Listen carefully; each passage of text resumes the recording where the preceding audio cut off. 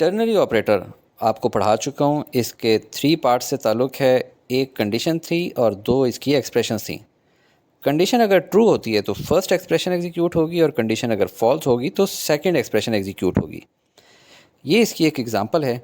इसी तरह 2 और ऑपरेटर्स हैं जिनके नाम हैं यूनरी ऑपरेटर और बाइनरी ऑपरेटर।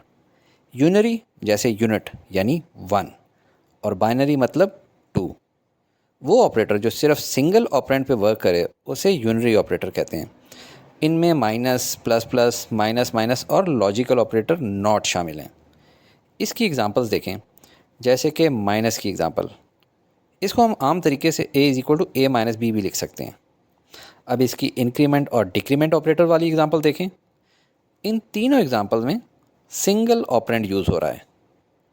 अच्छा, जो ऑपरेटर 2 ऑपरेंड्स पे वर्क करे उसे बाइनरी ऑपरेटर कहते हैं।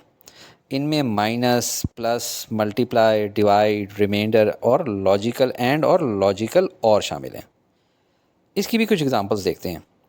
a = b + c, z = x × y और k = d%e।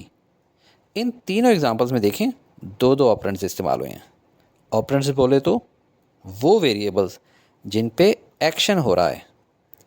तस्वीर नामुकम्मल रह जाएगी अगर हमने टर्नरी के नीचे कुछ ना लिखा। वहाँ हम 3 ऑपरेंड्स नहीं लिखेंगे बल्कि 3 पार्ट्स लिखेंगे, जिनमें आप जानते हैं एक कंडीशन है और 2 एक्सप्रेशंस हैं। अब ये तस्वीर अगर आपके जहन में रहेगी तो आपको यूनरी, बाइनरी और टर्नरी ऑपरेटर्स कभी नहीं भूलेंगे।